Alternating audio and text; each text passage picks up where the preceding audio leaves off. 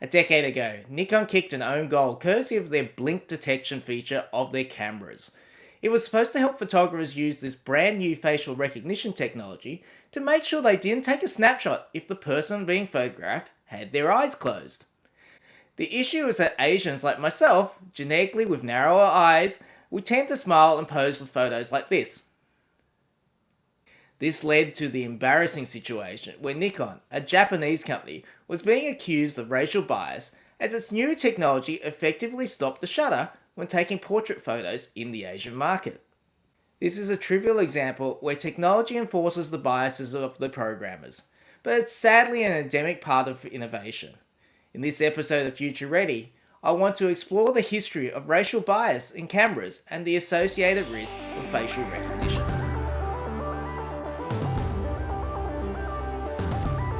Hi, I'm Bruce Choi, professional risk manager who's looking into risks of emerging technologies. It's worth noting that today I'm going to be talking about generalizations. As if the training set included a lot of photos of Tom Cruise, Nikon might not have had the problem we had just described. On the other hand, Malaysian actress Michelle Yeoh smiles with the wide eyes that we see with most Hollywood actresses. So imagine a future where autonomous vehicles are driving everywhere, and AI algorithms are using vision technology in order to keep pedestrians and passengers safe. A vehicle is driving along the road, and all of a sudden two pedestrians step out onto the road from opposite sides of the street. The car identifies one object as a pedestrian and veers away and putting the other pedestrian in mortal danger. In 2019, the US government released the results of a study analysing facial recognition technology being used by federal authorities such as the TSA at airport security checkpoints. Asian and African Americans were up to 100 times more likely to misidentify than white men, depending on the particular algorithm used. This shows, even with today's more advanced algorithms, the viable life and death scenario I just described is a physical threat and a reality for visible minorities. The research was conducted by the National Institute of Standards and Technology. Craig Watson, one of the researchers, noted that algorithms developed in Asian countries had smaller differences in error rates between white and Asian faces, and that suggests a relationship between the algorithm's performance and the data used to train it. Now, cameras and photographic technology has had systemic biases well before digital. Film cameras between the 1940s to the 1990s were optimized for the market, that is, Caucasians. The color balance depended on a certain mix of chemicals developing the film, and that was designed for where light-colored skin was set as the standard.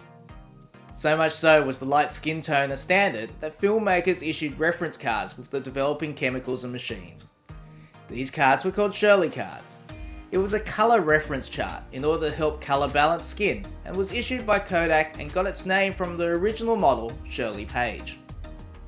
What it meant was, for over half a century, photographs of Caucasians were visually appealing, whereas darker skin colors turned out muddy and unbalanced. It had nothing to do with the photographer. It had nothing to do with the people being photographed. It was from an executive design decision chosen due to the constraints of the technology at the time. In the late 1980s, Kodak started producing a new film, Kodak Gold, which had a higher dynamic range and was able to photograph darker skin complexions much better. However, the irony of it was, the commercial driver wasn't that non-Caucasians complained about the muddy photos, but rather it was wooden furniture producers and chocolate makers who were complaining their products were not being realistically shown. Regardless, it introduced the first ever multicultural Shirley cards. Now moving to the digital world. The biases long established in the analog world have been translated. Today's digital CMOS sensors have a much broader dynamic range, however they still default towards lighter skin. Indeed, any photographer who has had to play with the color correction on photo software will know exactly what I mean about moving those sliders about. To get the right skin complexion for darker skin is just so much harder to do. For a quick technology check that you can do by yourself, if you have a camera with an autofocus technology feature, have a person of colour and a Caucasian both stand in front of the lens in different positions at different distances and see who it focuses on. In a viral video from back in 2009, a black man and a white woman, both colleagues, showed just how far the algorithms were not meeting community standards. we're using the face tracking software, so it's supposed to follow me as I move. I'm black. I think my blackness is interfering with the computer's ability to follow me. As you can see, I do this, no following. Not really following me.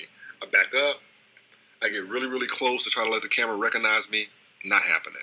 Now, my white coworker, Wanda, is about to slide into frame. You will immediately see what I'm talking about. Wanda, if you would, please.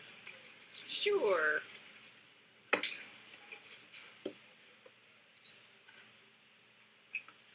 Now, as you can see, the camera is panning to show Wanda's face. It's following her.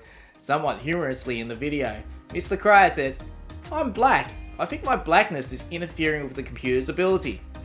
The full video can be found up here in the link.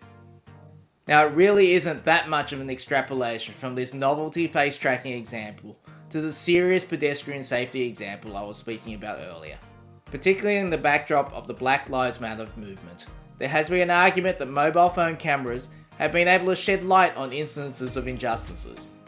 However, let's be all aware the actual technology on the cameras have also perpetrated biases over the decades, which only become more prominent as an issue when the technology becomes ubiquitous in the future. Modern cameras are imbued with artificial intelligence, locating persons in the frame, locating faces, adjusting colours, contrast, brightness, all built into training sets and sets of historical precedents. Paying attention to those training sets is something essential to ensure algorithms can manage the diversity of the world and that biases are not codified and perpetuated. Finally, it actually brings into question whether an interpolation engine operating in isolation may not be the best setup to rely on for safety AI applications, given the importance of every individual's life.